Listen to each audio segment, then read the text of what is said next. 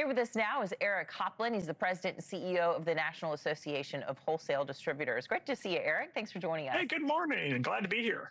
So, wow, you represent more than 30,000 companies that account for 1/3 of the American economy, I understand. So you have very strong suspicions your sector is going to be most impacted by the tariffs. Can you explain what you mean? Well, certainly, JP Morgan did a study that showed that about 50% of the economic burden of tariffs are going to fall on the wholesale distribution industry. And, these are largely small businesses. And so when tariffs go up by 15, 20, some cases 30%, those costs are being absorbed in large part, as we said, by the wholesale distribution industry. And really, these small businesses don't have any choice but to pass on the cost to their customers. They just don't have the scale in many cases. They might go out of business or have to lay off employees. And so as a result, we're seeing disruptions in the supply chain, and we're also seeing increased costs coming to consumers near you. And for the businesses that you represent, what are they saying about potentially trying to find American sources instead? Is that even a possibility for them? Well, of course, it's a possibility, but often that takes a really long time. For example, we're seeing prices about 200% increase on some pharmaceuticals, and we can't just tomorrow find new sources in the United States. People need their medicine, but in the meantime, because of the tariffs, we're seeing costs going up on some of those goods.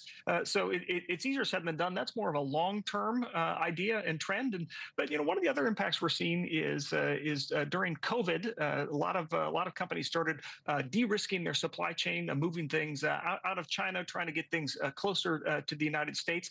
Places like Brazil, Mexico, Canada, and we're seeing tariffs go up in all of those trading partners as well. And so, regardless of where you're moving your supply chain, it's creating so much uncertainty for these businesses because they're getting hit with tariffs almost no matter where they go. Well, on Liberation Day back in April, I remember hearing pretty much everybody in the Trump administration saying short-term pain, long-term gain, short-term pain, long-term gain. And of course, the idea is that this is going to bring American manufacturing back to the United States.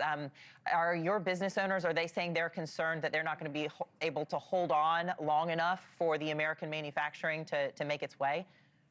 Well, look, we understand what the administration is trying to do. They want to reset our trade relationships across the world. And as these new trade deals are being announced, we're seeing good things, more foreign direct investment coming into the United States, more markets being moved up. We're hoping more manufacturing is going to come to the United States. But in the meantime, prices are going up.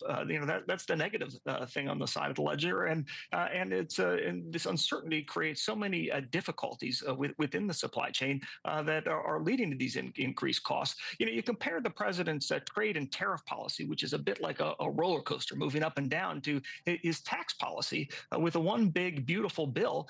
We saw a lot of certainty coming for American businesses as those taxes were lowered and made permanent for most of the businesses. A lot of incentives have been included in that tax bill to invest in companies and invest in America. That's like putting rocket fuel into the American economy. So the economy is ready to take off, but you contrast that with the trade and the tariff policy with all of that uncertainty. And we really are calling on the administration to get these new trade deals done because if you combine a good, sound, certain trade policy with that tax policy, we really think the American economy is poised to take off. Well, you just want that certainty to be able to make decisions one way or the other. I also remember in April, before the big, beautiful bill passed, the Trump administration was saying to small business owners, just hang on because next year you're going to be getting this tax break and it's all going to work.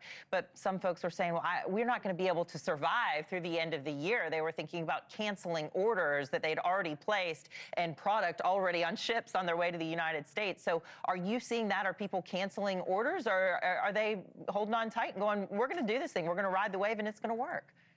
Well, orders are being changed, and that's what we're talking about when we're talking about the volatility in the supply chain.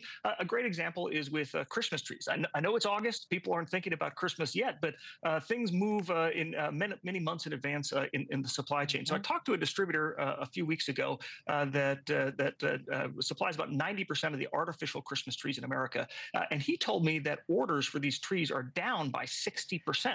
Yeah. And the reason he cited is tariffs.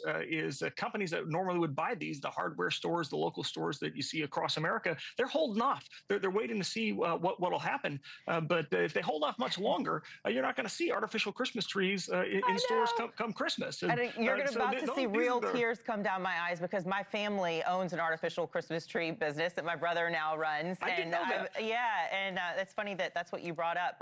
But you're right, you don't think about that. And when orders were having to be placed, when there was all this chatter and so much uncertainty, yeah, I mean, my parents have been in business. My family's been in business for decades doing this. And, you know, just like many other small business owners, you're going, are we going to be able to weather this storm? We've weathered storms for a long time. So anyway, thank you so much for sharing your expertise. Just really quick, that's the tip of the iceberg. It's not just Christmas trees like your family. Think about all the small businesses across America.